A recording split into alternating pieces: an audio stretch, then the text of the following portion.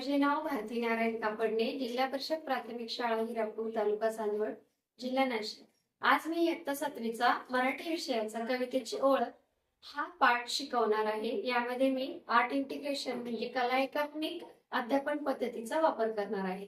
तर आता माझे विद्यार्थी या पाठाचे सादरीकरण करणार आहेत. या एकांकिकेमध्ये सुधीर नावाचा जो विद्यार्थी आहे त्याला शाळेत काव्य प्रतिभा या विषयावर बाईंनी प्रकल्प दिलेला आहे आणि तो प्रकल्प तयार करताना काय गमती जमती घडतात हे आपण सादरीकरणाद्वारे पाहूया.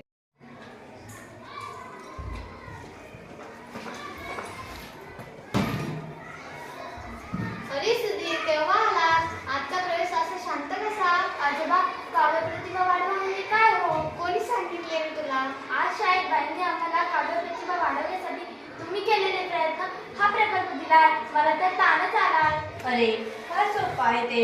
कविता करण्याची, समजून घेण्याची, आपली आकलन शक्ती वाढवणं म्हणजेच काय प्रतिभा. त्यासाठी तू प्रयत्न करायचे आहे हे सांगितले बाईंनी. पण मी हे कसं करू? अरे काळजी नको करू, यासाठी आपण सगळे मिळून प्रयत्न करू. म्हणजे तुझी काव्य प्रतिभा वाढेल आणि कविता करणं, कवितेचा आकलन होणं म्हणजे काय हे तुला कळेल.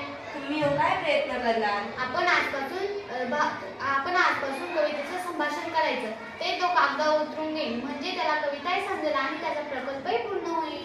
आजी, मी कागदात पेन देतो. आताच आपण सुरुवात करू. सुधीर, हातपाय धुवून दूध घे.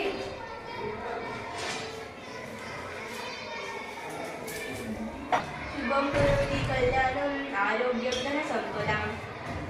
घरामध्ये लावते सालभात, भाजी करते आता कांद्याची पात. आता म्हाताऱ्याचं वाटतंय वाट, नको भाजी करू, तू कांद्याची पात. कधीतरी कशाला म्हणते का हो? मी सांगितलेल्या भाजीला नेहमी देत असतो. ए माझी सुपर आजी, तुला आवडेल तिखट भाजी? तू बनव भाजी छान छान चवळे. ए सुधीर, आण रे इकडे दाताची कवळी. बरं, तुमची इच्छा हाच तर भाजी बनायची चवळीची खास. अगं आई, पटकन खायला दे ना मला काही. मला ऑफिसला जायची काही नाही तर बॉस करू देणार नाही सही. कसली काही, कसली सही? आजीने दिलं चपाती दही. काय बाई कवितेची कमाल, बोलतात हे हसतात तोंडावर धरून रुमाल. आता सोड रे घराचा पाश, ऑफिसला जा सावकाश. मला द्या काठीनी चप्पल, कोठाचं तुटलंय जोडून द्या बक्कल. मला तर समजतच नाही, तोंड बघत काही ना काही. आई, तुम्ही बाबांवर चिडू नका.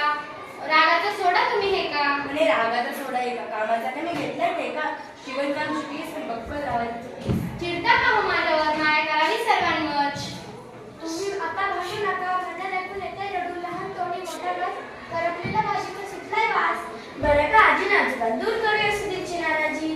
कवितेत मारेल तो बाजी, आई आहे का गरज पिठाची सोजी. सोजी तुला हवी तरी कशाला? लाडू खातेस आणि बशी ठेवते उशाला. चला सगळे जेवण करू, चवळीच्या भाजीवर ताव मारू. रात्र झाली आता झोपास, सकाळी उठून कवितेचा खोपा. सूर्य उगवला, चिमण्या उडाल्या, सगळ्यांच्या अंघोळी झाल्या. हवा सुटली आहे गार गार, अंघोळीचे पाणी केले गरम फार. अंघोळ कर पटकन, नाश्ता कर चटकन, झालाय उशीर तुला, झटपट आवडलेला. आजोबांना डाक स्वेटर, मफलर, आणा कानटोपी. थंडीपासून बचावायची ही चुटकी सोपी. सुधीर, तू लिहून घे नीट, यमक जुळायला हवे पीठ. शब्दांचे यमक हवे नीट, तरच बनते कविता ती. बाबा रात्रपाळीहून कामाहून दमून येतात. कालचा विषय त्यांच्या लक्षात असतो आणि ते खुर्चीला रेलून बसतात आणि घरातल्या घरात असतात.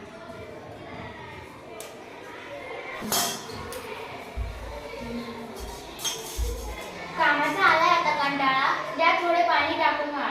कणिक तुम्ही नंतर मळा, अगोदर शिऱ्यासाठी रवा चाळा. तोंड धुवा, अंघोळ करा, खा गरम शिरा, मग सुधीरच्या डब्यासाठी बटाटे तुम्ही शिरा.